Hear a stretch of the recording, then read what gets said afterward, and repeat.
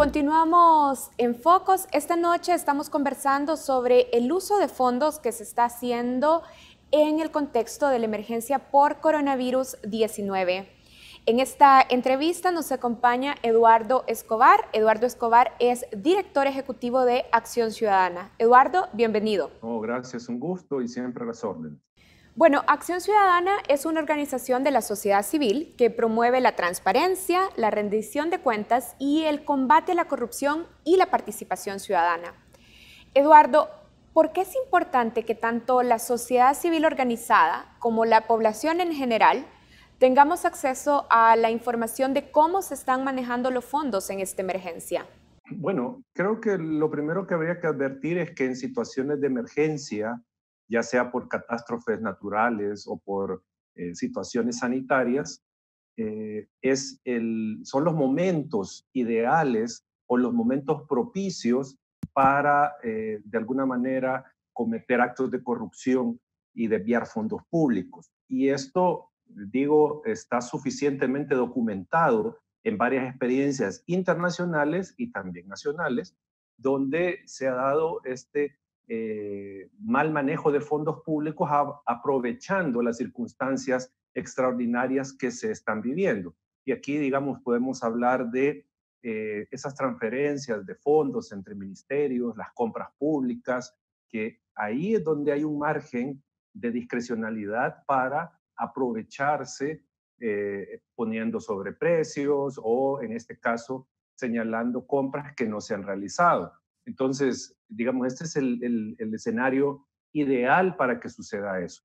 Ante esa situación es que como medida preventiva es que al menos nosotros hemos estado en una campaña junto con la FUNDE, tratando de que se dé mayor nivel de transparencia en el manejo de los fondos públicos para evitar cualquier manejo irregular, para evitar cualquier acto de corrupción y que este dinero se desvíe a otras finalidades. Entonces, esa digamos como la razón primordial, porque en este momento el país necesita y poblaciones vulnerables necesitan el apoyo de diferentes maneras. Y una de estas, pues obviamente son los recursos estatales que se dirijan a necesidades sanitarias, por ejemplo.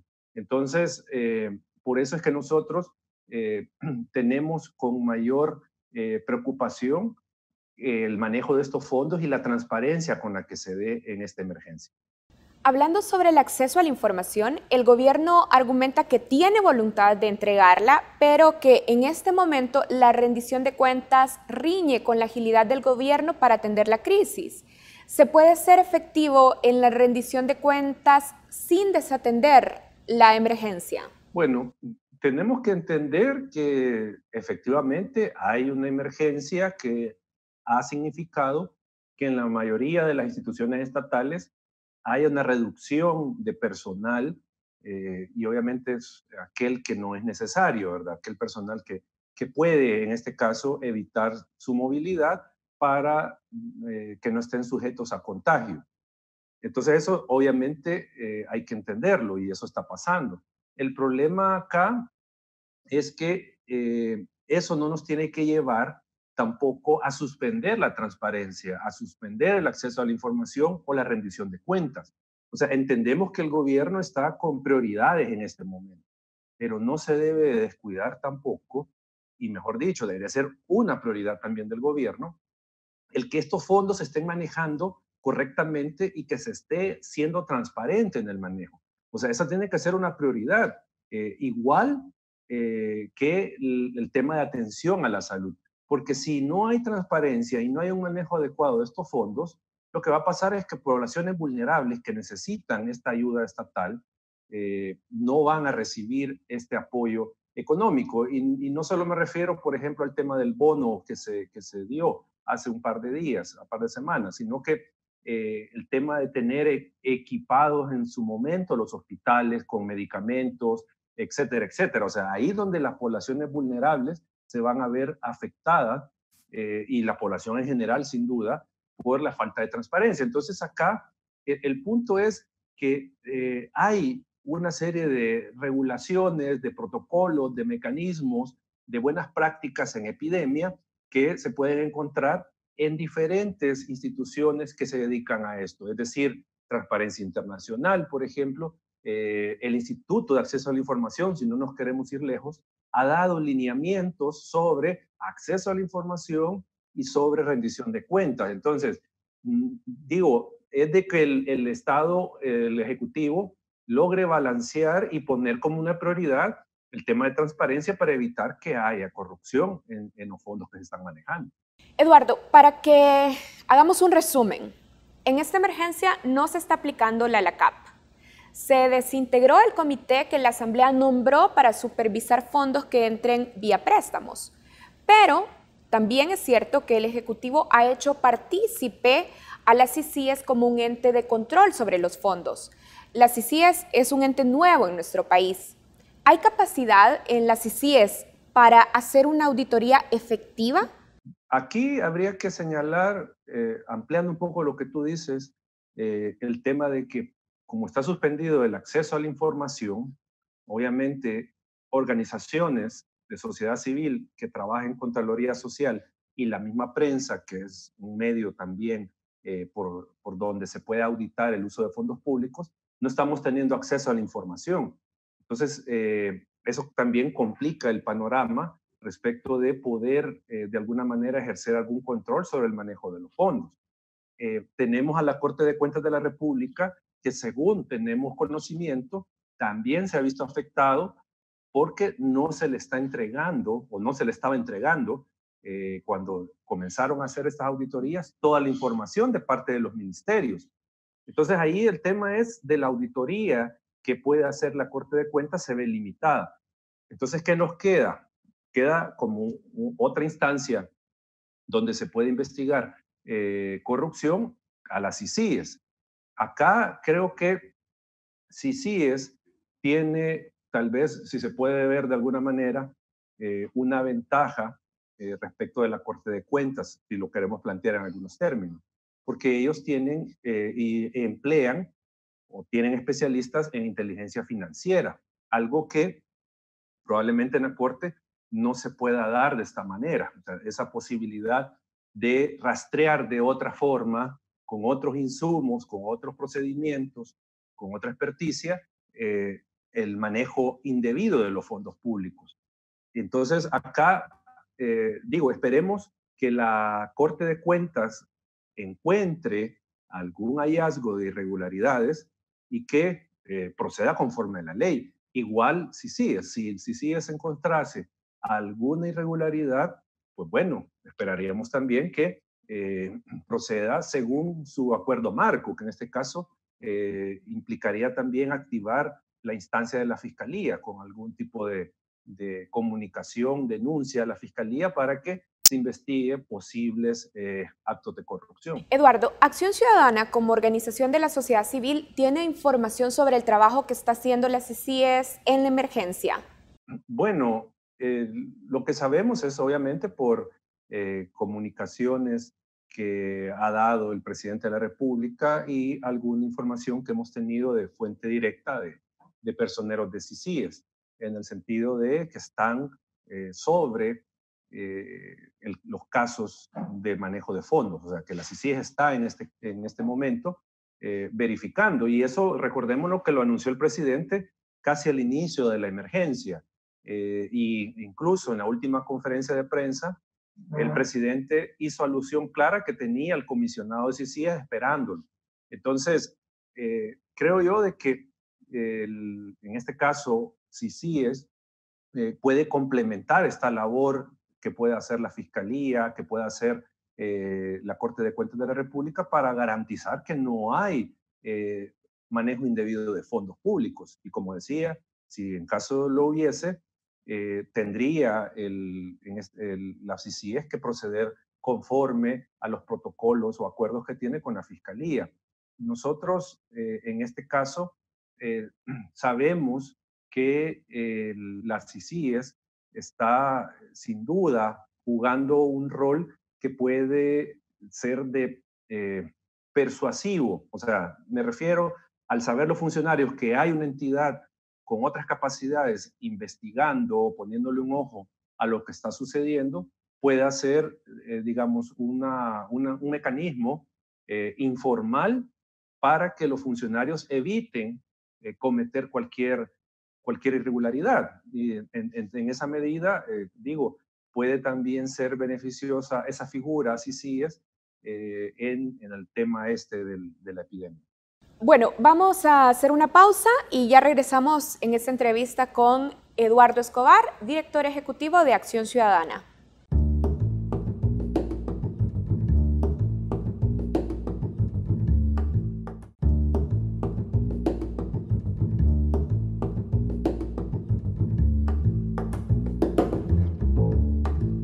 Continuamos en esta entrevista con Eduardo Escobar, director ejecutivo de Acción Ciudadana. Eduardo nos acompaña a través de una videollamada. Eduardo, la Corte de Cuentas presentó a la Asamblea un informe sobre los avances de las auditorías que han estado llevando a cabo. En este documento, los auditores señalan que el Ministerio de Salud y el Ministerio de Obras Públicas no han entregado o han retrasado la entrega de información.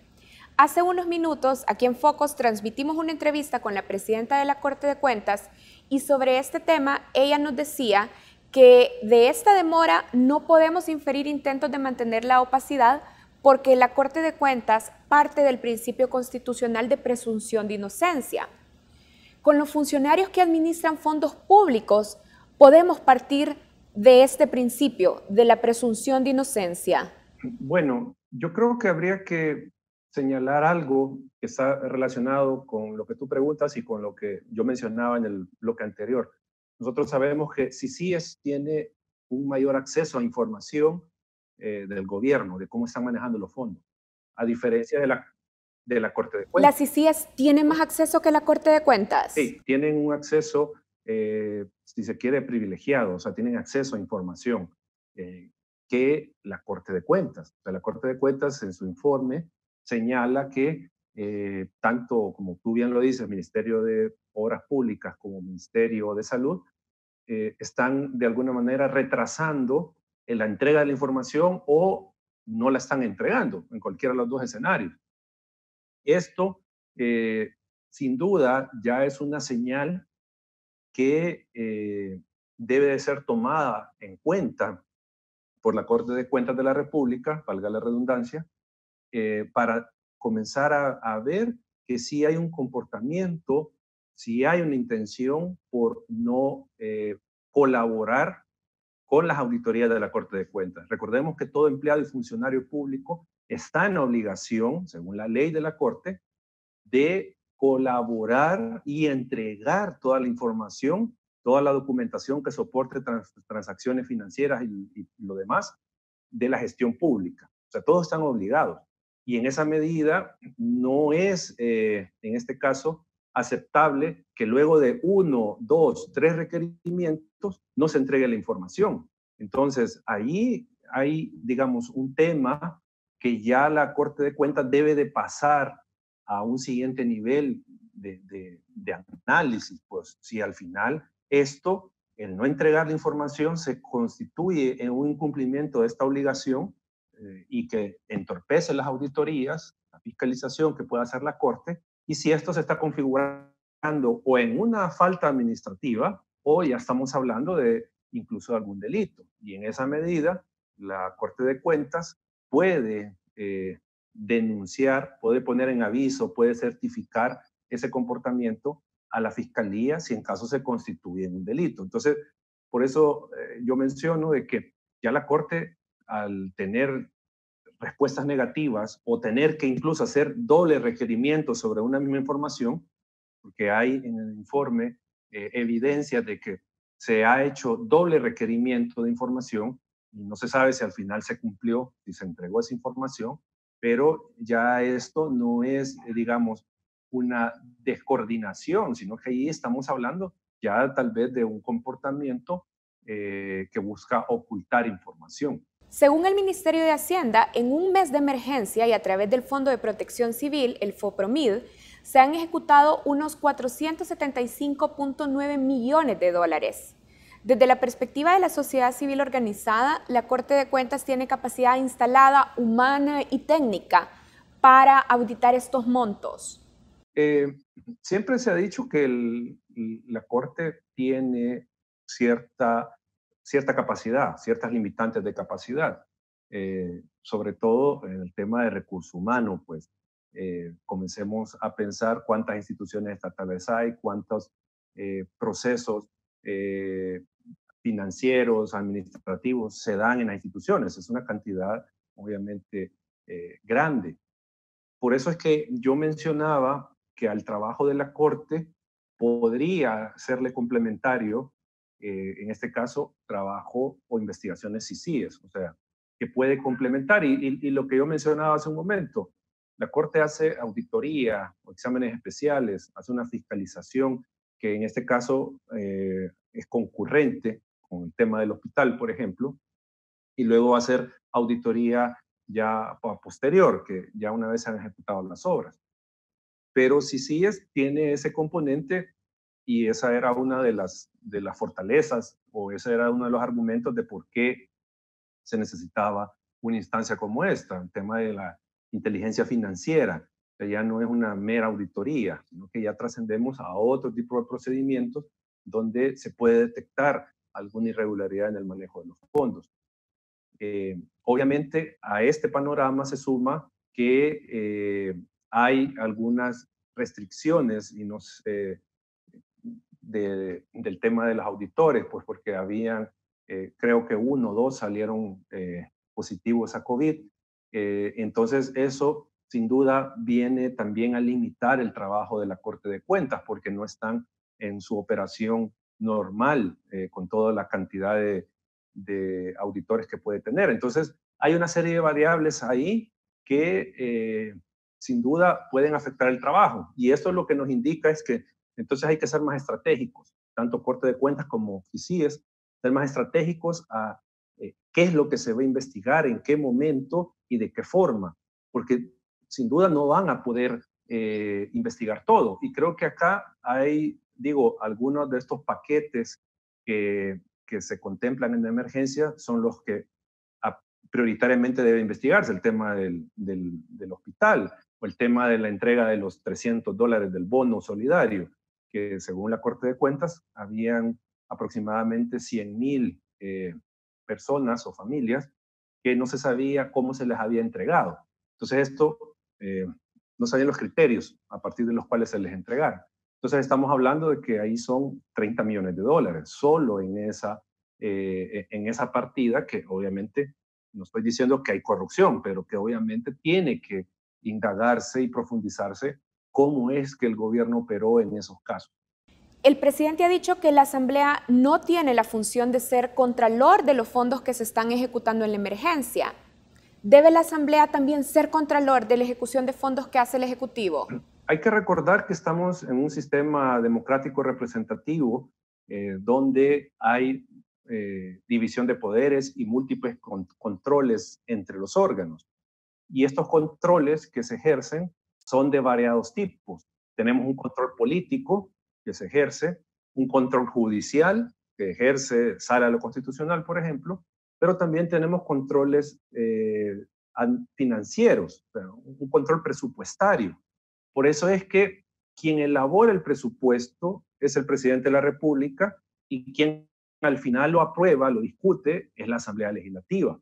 Entonces, bajo esa óptica de que hay controles de diferente tipo, en este caso un control presupuestario, sin duda la Asamblea Legislativa tiene atribuciones de control, obviamente no las que le competen a la Corte de Cuentas, sin duda, porque la Asamblea no va a fiscalizar, no va a hacer auditorías, pero sí puede pedirle una rendición de cuentas al Ejecutivo en el nivel de detalle que la Asamblea considere, porque la Asamblea es la que autorizó esos fondos, autorizó que se utilizaran o se dieran estas transferencias presupuestarias. Entonces, acá, como digo, está esa idea, en este caso, ejercer un control presupuestario sobre la presidencia y a esto sumémosle que en democracia representativa, uno de los principios fundamentales de la gestión pública es la rendición de cuentas. la que tiene que hacer las autoridades con la población y entre ellas mismas. O sea, esa rendición de cuentas que se debe dar horizontal. O sea, yo le rindo cuentas al otro órgano sobre mi gestión. Así que esa opinión del presidente desconoce estos criterios de rendición de cuentas, de controles interorgánicos que la Constitución plantea. Bien, Eduardo, tenemos que cerrar esta entrevista. Ha estado con nosotros a través de una videollamada Eduardo Escobar, director ejecutivo de Acción Ciudadana, una organización de la sociedad civil. Muchas gracias, Eduardo. Gracias a ustedes por la invitación, siempre un gusto. Hacemos una pausa, ya regresamos en Focos.